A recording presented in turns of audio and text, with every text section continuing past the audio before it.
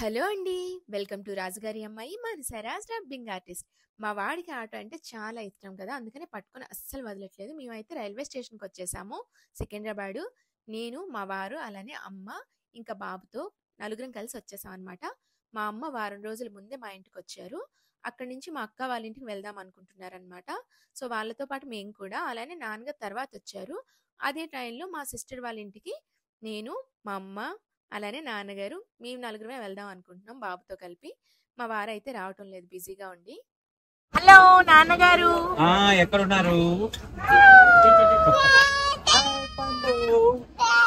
ఏది ఆని వచ్చి వస్తారు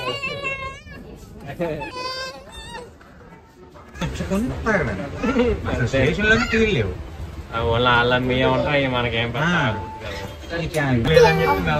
స్టార్ట్ చేసాడండి ఫోన్ వద్దమ్మా, ఫోన్ మంచిది కాదు. చూపియాలి. మా వాడైతే ఫుల్ అల్లరి చేశాడండి ట్రైన్ ఎక్కిన తర్వాత. అమ్మ నాన్నగారు అంటే చాలా ఇష్టం వాడికి. చాలా ఎక్సైట్ అయ్యాడు. కానీ బాగా అల్లరి చేస్తున్నాడని చేతులు బయటకు పెడుతున్నాడని కసిరాను. మొహం చూడండి ఎలా పెట్టాడో, అలిగి కూర్చున్నాడనమాట యాక్చువల్లీ.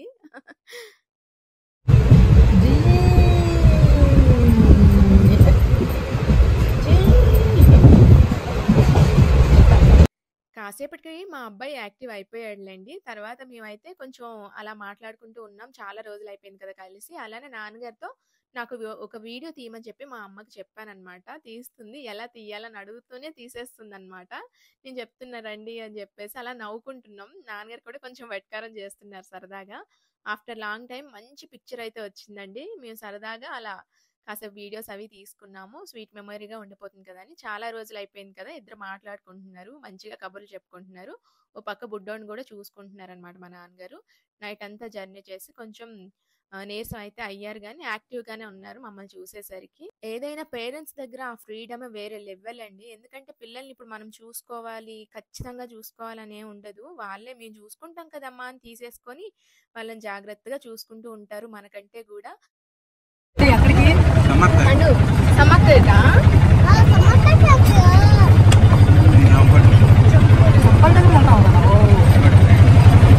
సమ్ముగాడు అంటే మా అక్క వాళ్ళ పెద్దమ్మాయిని నేను ముద్దుగా సమ్ముగాడు అని పిలుస్తూ ఉంటానండి. సంయుక్త శ్రీ అనమాట. వీడు కూడా సమ్ముగాడు అని పిలుస్తున్నాడనమాట. సమ్ముగాడి దగ్గరికెళ్తున్నాం అంటున్నాడు.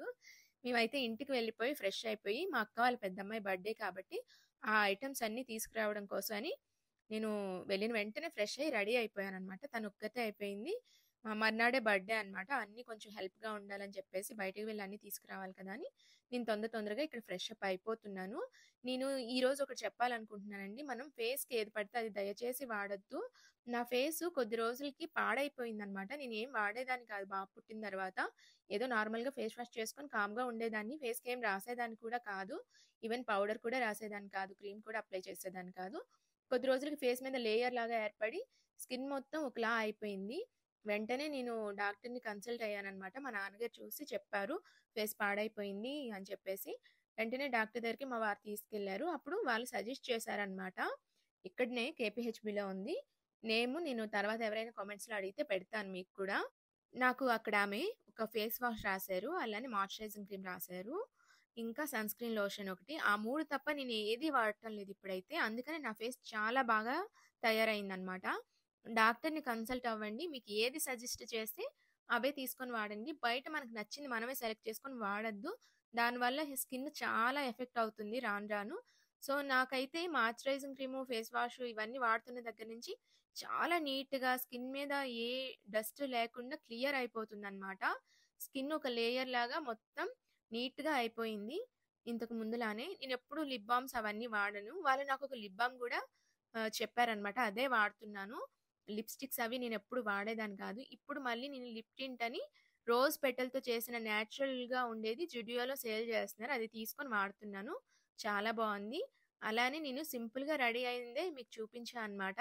పెద్దగా నేనేం రెడీ కూడా అవ్వను. అలానే నుదుటి మీద పెట్టుకునే సింధూరం స్టిక్ కనిపిస్తే నేను అదొకటి తీసుకున్నాను. అంతే రెడీ అయిపోయానండి. చిన్నగా జడ వేసేసుకొని వెళ్ళిపోయాను. బర్త్‌డే అనేసరికి చాలా కావాల్సి ఉంటుంది కదండీ! అందుకని మా సిస్టర్‌తో పాటు నేను కూడా తోడుగా బయటకి వెళ్ళాను. అన్నీ తీసుకొని రావటానికైతే వెళ్ళాము. అలానే కామారెడ్డి రైల్వే స్టేషన్ ఉంటుంది కదా! దాని అపోజిట్ రోడ్‌లో అంటే అపోజిట్ కాదు, దాని ఎదురుగా ఒక రోడ్ ఉంటుంది. కొంచెం ముందుకు వెళ్తే లెఫ్ట్‌లో ఒక షాప్ ఉంటుందన్నమాట. బర్త్‌డే ఐటెమ్స్ అమ్మే షాప్ అంటే ఎవరైనా చెప్తారు. నేనేం చూడలేదు దానిది. బట్ ఇక్కడ చాలా తక్కువ ప్రైజెస్‌కి హోల్‌సేల్‌లో సేల్ చేస్తూ ఉంటారు వీళ్ళన్నమాట. ఇక్కడ పేపర్ కప్స్ అలాంటివన్నీ కావాల్సి ఉంటే ప్లేట్స్, గ్లాసెస్ అన్నీ కావాల్సుంటే అవి తీసుకోవడానికైతే వచ్చాము. ఎవ్రీథింగ్ ప్లాస్టర్స్‌తో సహా ఇక్కడున్నాయి. బెలూన్స్, టిష్యూస్ అన్నీ ఉన్నాయండి. అలానే అక్కడి నుంచి కామారెడ్డి మార్కెట్ ఉంటుంది. Main market. ఆ మార్కెట్‌లోకైతే వచ్చాము. ఇంకా కొన్ని సామాన్లు, ఫ్రూట్స్ అవి తీసుకోవడానికనమాట. అలానే పిల్లల కోసం ఇంట్లో బనానాసు, ఇంకా డ్రాగన్ ఫ్రూట్స్ ఇవన్నీ తీసుకున్నాం అనమాట. తర్వాత బెలూన్స్ తీసుకుందాం అని ఒక ఫేమస్‌ది ఉండేది షాపు. ఇప్పుడైతే అందులో అంత మంచిగా లేవన్నమాట. చాలా ఓల్డ్‌గా కనిపిస్తున్నాయన్నమాట. అందుకని కొన్ని ఐటెమ్స్ అయితే తీసుకొని వెళ్ళిపోయాం. ఇంట్లో కూడా చాలా బెలూన్స్, డెకరేషన్ ఐటెమ్స్ అన్నీ కూడా ఉన్నాయి కాబట్టి ఇవి కలిపి మేము డెకరేషన్ చేశాము. బట్ బర్త్‌డే వీడియో అయితే నేను పెట్టట్లేదు. అట్‌లీస్ట్ బర్త్‌డే గూడా నేను చూపించట్లేదు. ఎందుకంటే అవతల వాళ్ళకి ఇష్టం ఉందో లేదో తెలియకుండా మనం అయితే తీయకూడదు కదా! ఆహ్, అందుకని నేనైతే వీడియో అయితే పెట్టలేదన్నమాట. అక్కడి నుంచి ఇంకా కేక్ గూడా తీసుకోవడానికి మేము వెళ్ళిపోయామనమాట. కేక్ దొరికే ప్లేస్‌లోనే ఇంకా బెలూన్స్ అన్నీ దొరుకుతాయి. కానీ, ఇక్కడ ఇంతకు ముందు అంటే లాస్ట్ ఇయర్ తీసుకున్నప్పుడు బావున్నాయి కదా! అని చెప్పి వచ్చాము. పెద్దగా కలెక్షన్ లేదు. అండ్ ఓల్డ్‌గా ఉన్నాయి కాబట్టి, అక్కడ కొన్ని తీసుకొని వెళ్ళిపోయామనమాట. కేక్ షాప్ అయితే మాత్రం ఇప్పుడు మీకు చూపిస్తాను. ఇది కామారెడ్డిలో చాలా ఫేమస్ అనమాట. హనీ బేకర్స్ అని చెప్పేసి. ఇక్కడ స్వీట్స్ గానీ, నేను మిక్చర్ ఇంతకుముందు చాలా సార్లు కొనుక్కున్నాను. చాలా టేస్టీగా ఉంటుంది. ఈసారి కొని ఇంట్లో మర్చిపోయి వచ్చేసాననమాట. ఇక్కడ కేక్స్ అయితే చాలా బావుంటాయండి. టేస్ట్‌గా ఉంటాయి. అలానే తక్కువ ప్రైజెస్ పడతాయి. అలానే మనం ఏది అడిగినా కూడా అదే మోడల్ చేసి వాళ్ళైతే ఇస్తారు. జనమైతే ఫుల్ ఉంటారు. ఎప్పుడొచ్చినా కూడా అస్సలు ఖాళీ ఉండదు.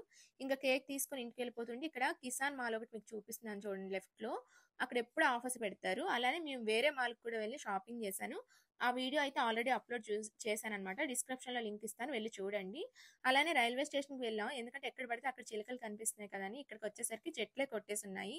బోలెడన్ని చిలుకలు కనిపిస్తాయి అక్కడ. ఇంకా ఈవినింగ్ అయితే నాన్నగారిని తీసుకొని అలా వాకింగ్‌కొచ్చాను బయటికి. బర్త్‌డే అయితే చాలా బాగా జరిగిందండి. ఆ మర్నాడే మేము బాసర ఊరైతే బయలుదేరాము. స్టేషన్‌కొస్తే చూసారు కదా! కొన్ని చాలా ఉన్నాయన్నమాట. కొన్ని గాదు. ఒక 30, 40, 50 పైనే ఉంటాయండి కోతులు అయితే. వస్తూనే ఉన్నాయన్నమాట ఫుల్లుగా. అక్కడ కొండముచ్చులు గూడా ఒక 2, 3 వచ్చాయండి. కోతుల్ని తరమడానికంట. నాకు కొత్తగా అనిపించింది.